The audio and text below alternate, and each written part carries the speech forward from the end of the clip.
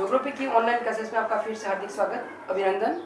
आज की हमारी ऑनलाइन क्लासेस का टॉपिक है भूगोल का प्राकृतिक विज्ञानों से संबंध। भूगोल का प्राकृतिक विज्ञानों से संबंध। प्राकृतिक विज्ञान, प्राकृतिक का मतलब जो प्रकृति और रचित है, जो प्रकृति द्वारा निर्मित है, उन सभी विज्ञानों का अध्ययन किसमें होता है? प्राकृतिक विज्ञान के अंतर्गत से प्रकृति में आते हैं। जैसे हमारे जलवायु है, ब्रह्मांड है, ये सब किसमें आते हैं? प्राकृतिक विज्ञान में। उनका संबंध किसमें है? प्राकृतिक विज्ञान का आता है और इन सबको किसमें रखा है? प्राकृतिक विज्ञान। तो भूगोल की हमारी निम्न प्राकृतिक विज्ञान की जो शाखा है, उन शाखाओं के साथ में भूगोल का संबंध पाया जाता है। मानव और वातावरण के मध्य में कहीं न कहीं घनिष्ठ संबंध पाया जाता है। बिना वातावरण के मानव जीवन जीने की कल्पना भी नहीं कर सकता है। जैसे हमको क्या जीने के लिए क्या चाहिए? हमको शुद्ध ऑक्सीजन चाहिए। तो ऑक्सीजन कहाँ से मिलती है? हमको इन्वायरमेंट से मिलती है, वातावरण से मिलती है। तो उसका अध्ययन किसमें होगा? प्राकृतिक वातावरण में। तो प्राकृतिक वातावरण की कुछ विज्ञान है, तो उन विज्ञानों का भूगोल में क्या होता है? हमारा घनिष्ठ संबंध होता है। तो प्राकृतिक विज्ञान की निम्न जो शाखा है, उन शाखा में भूगोल में क्या होता है? हमारा एक घनिष्ठ संबंध, रिलेशन पाया जाता है। हम आज उसको अध्ययन करेंगे, वर्णन करेंगे। पहला हमारा भूगोल एवं गणित के मध्य संबंध। जो हमारा भूगोल विषय है, उसका गणित विषय के साथ में क्या होता है? एक घनिष्ठ संबंध, रिलेशन पाया जाता है। कैसे पाया जाता है मैं समझाता हूं आपको। किसी देश का अक्षांश, देशांतरी विस्तार, क्षेत्रफल, घनत्व, उसका आकार आदि का अध्ययन किसमें होता है? गणितीय सूत्रों के द्वारा होता है, गणित के माध्यम से होता है। और उन चीजों का अध्ययन भूगोल में भी होता है। इसलिए भूगोल और गणित के मध्य में क्या होता है? घनिष्ठ संबंध पाया जाता है। जैसे हमारे देश की बात करते हैं, हमारे देश की जो ज्यामितीय अवस्थिति है 8 डिग्री 4 मिनट 8 डिग्री 4 मिनट उत्तरी अक्षांश से 37 डिग्री 6 मिनट उत्तरी अक्षांश, 8 डिग्री 4 मिनट उत्तरी अक्षांश से 37 डिग्री 6 मिनट उत्तरी अक्षांश, 68 डिग्री 7 मिनट पूर्वी देशांतर से 69 डिग्री 97 डिग्री 25 मिनट पूर्वी देशांतर। ये हमारे देश का क्या हुआ? अक्षांशीय एवं देशांतरीय विस्तार हुआ। हमारे देश की क्षेत्रफल की बात करते हैं तो 32,87,263 वर्ग किलोमीटर। ये हमारे देश का क्या है? क्षेत्रफल है। तो इन सब का अध्ययन किसमें होता है? गणित सूत्रों के द्वारा होता है। तो इसका संबंध हम भूगोल में होता है और गणित में भी होता है। इसलिए इसका संबंध किसमें होता है?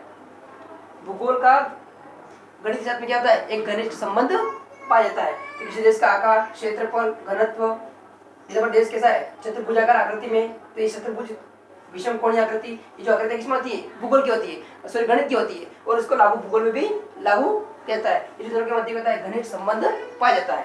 दूसरा हमारा भूगोल का खगोल विज्ञान के मध्य संबंध। भूगोल का खगोल विज्ञान। खगोल विज्ञान से मतलब जानते ही हो, खगोल का मतलब ब्रह्मांड। जो हमारा पूरा ब्रह्मांड है, ब्रह्मांड में क्या है? पूरा सौर परिवार है, सौर मंडल है। सौर परिवार के जो सदस्य हैं, जैसे सूर्य, पृथ्वी और मंगल, बुध, इस प्रकार जो ग्रह हमारे 8 ग्रह हैं और तारे हैं, आकाशीय गंगा हैं, आकाशीय जो पिंड हैं, उन सबका अध्ययन किसमें होता है? खगोल विज्ञान के अंतर्गत। पूरे ब्रह्मांड का सौर परिवार का अध्ययन किसमें होता है? खगोल विज्ञान में। और खगोल विज्ञान में जितने क्या होता है? उसका संबंध, इसका खगोल विज्ञान में जो अध्ययन होता है, वो अध्ययन भूगोल में भी करते हैं। हमारे सौर परिवार का अध्ययन किसमें होता है? भूगोल में भी होता है और खगोल विज्ञान में भी होता है। तो इसके मध्य में क्या हुआ? घनिष्ठ संबंध हुआ। जो चीजें खगोल विज्ञान में पढ़ते हैं, उन चीजों का अध्ययन भूगोल में भी करते हैं। इसलिए दोनों के मध्य क्या है? एक घनिष्ठ कहीं संबंध पाया जाता है, रिलेशन पाया जाता है। खगोल विज्ञान की बात करते हैं, जैसे हमारे यहाँ पर कर्क रेखा, ये कर्क रेखा है उत्तरी गोलार्ध में, दक्षिण गोलार्ध में मकर रेखा, और यहाँ पर 0 डिग्री अक्षांश रेखा, भूमध्य रेखा, ये पृथ्वी को 2 गोलार्ध में विभाजित करती है। जैसे यहाँ पर 21 जून को सूर्य की किरण क्या गिरती है? पर सीधी गिरती है। यहाँ पर क्या होता है? ग्रीष्म ऋतु होती है। और यहाँ पर 22 दिसंबर को सूर्य की किरण क्या होती है? दक्षिण गोलार्ध सीधी गिरती है। उस समय यहाँ पर क्या होगी? ग्रीष्म ऋतु होगी। यहाँ पर क्या होगी? सर्दी ऋतु होगी। ये सब किसके द्वारा होता है? ये जो ग्रह है, वो ग्रह क्या करते हैं? सूर्य के चारों तरफ क्या लगाते हैं? परिक्रमा लगाते हैं। उस परिक्रमा लगाते हैं, उस परिक्रमा की वजह से क्या होता है? जैसे हमारी पृथ्वी है, वो भी 365 से बड़े 4 दिन में एक चक्कर पूरा सूर्य का लगाती है। जिससे क्या होती है? जलवायु और उसका ऋतु में क्या होता है? निर्धारण होता है। दिन रात का छोटा बड़ा भी इन परिक्रमा होता है। पृथ्वी की 2 गति, एक तो दैनिक गति और एक वार्षिक गति। दैनिक गति में पूरे दिन में 23 घंटे 56 मिनट में एक चक्कर पूरा लगाती है अपने अक्ष पर। उससे क्या होती है? दिन रात का निर्माण होता है, दिन होता है और रात होती है, और एक वार्षिक परिक्रमा करती है 365 4 दिन में, उससे क्या बनते हैं, जलवायु और का निर्धारण और ऋतुओं का निर्धारण होता है। तो इस खगोल विज्ञान का भी कहीं न कहीं हमारे भूगोल से क्या होता है, घनिष्ठ संबंध पाया जाता है। नेक्स्ट पॉइंट हमारा, इन चीजों को हम पहले पढ़ भी चुके हैं लेकिन वीडियो को दोहरान कर रहे हैं हम। नेक्स्ट है भूगोल एवं जलवायु विज्ञान के मध्य संबंध। भूगोल एवं जलवायु विज्ञान है उसके मध्य भी एक घनिष्ठ संबंध, रिलेशन पाया जाता है। आपने देखा जलवायु विज्ञान, जलवायु विज्ञान और भूगोल, जलवायु का अध्ययन भूगोल में भी होता है और जलवायु विज्ञान में भी होता है, इसलिए दोनों के मध्य क्या होता है, संबंध पाया जाता है। जलवायु विज्ञान जैसे मानव का निवास क्षेत्र कैसा होना चाहिए, मानवों का निवास करना चाहिए, कैसा खान पान होना चाहिए, कैसे वस्त्र पहनना चाहिए, ये सब कौन निर्धारित करता है, जलवायु निर्धारित करता है। तो मानव के निवास क्षेत्र, मानव का खान पान, मानव की वेशभूषा, मानव के वस्त्र आदि जलवायु के द्वारा ही निर्धारित होते हैं। मैं आपको समझा दूं, जैसे अगर मानव का रहता है उष्ण जलवायु में रहता है, जहाँ जहाँ गर्मी पड़ती है पूरा वर्ष पर उष्ण में रहता है, वहां पर उसका वस्त्र कैसा पहनता है, वो हल्के वस्त्र, सूती के हल्के वस्त्र पहनता है। और जहाँ पर शीत जलवायु है, जहाँ जहाँ ठंड पड़ती है, वहां पर कैसा होगा, वो भारी ऊनी वस्त्र पहनता है। तो उनको ऊनी वस्त्र पहनना कैसे सिखाया, जलवायु ने। यहाँ के लोग हल्के वस्त्र क्यों पहनते हैं ग्रीष्म ऋतु के, क्योंकि वहां पर गर्मी है। ये सब मनुष्य को क्या पहनना चाहिए, क्या नहीं पहनना चाहिए, वो कौन निर्धारित करता है, कौन निर्धारित करता है, जलवायु। जैसे बात करते हैं हमारे कृषि की बात करते हैं, जैसे चावल है, गन्ना है, कॉफी है, गरम मसाले हैं, ये उष्ण कटिबंधीय जलवायु के पौधे हैं। ये शीतोष्ण कटिबंधीय शीत जलवायु पैदा नहीं हो सकते हैं, ये कहाँ होंगे, उष्ण कटिबंध में ही हो सकते हैं। ये उष्ण कटिबंध किसके द्वारा, जलवायु के द्वारा ही अलग अलग निर्धारित किया गया है। तो ये जलवायु भी क्या करती है, कृषि का निर्धारण करती है। कृषि कहाँ पर, कौन से क्षेत्र में कौन सी कृषि हो सकती है, कौन सी क्लाइमेट, कौन सी जलवायु उस कृषि के लिए उपयोगी है, कौन सी जलवायु इसके लिए उपयोगी नहीं है। विश्व में 3 प्रकार जलवायु है, शीत जलवायु, शीतोष्ण जलवायु और उष्ण कटिबंधीय जलवायु। तो अलग अलग क्षेत्र की अलग अलग जलवायु है, उसका अध्ययन भी भूगोल में होता है और जलवायु भी होता है। इसीलिए भूगोल और जलवायु के मध्य में क्या होता है, घनिष्ठ संबंध होता है। जहाँ पर प्रतिदिन वर्षा होती रहती है, वहाँ के मकान कैसे होंगे, मकान की छत कैसी होगी, ऐसी होगी, ताकि उसमें पानी ऊपर गिरेगा और पानी नीचे टपक जाएगा। और वहाँ पर ऐसे आयताकार छत होगी, क्या होगा, वहाँ पर पूरे वर्ष पर पानी गिरता है, वहाँ पर ऐसे आयताकार छत होगी, क्या होगा, पानी अंदर टपकेगा।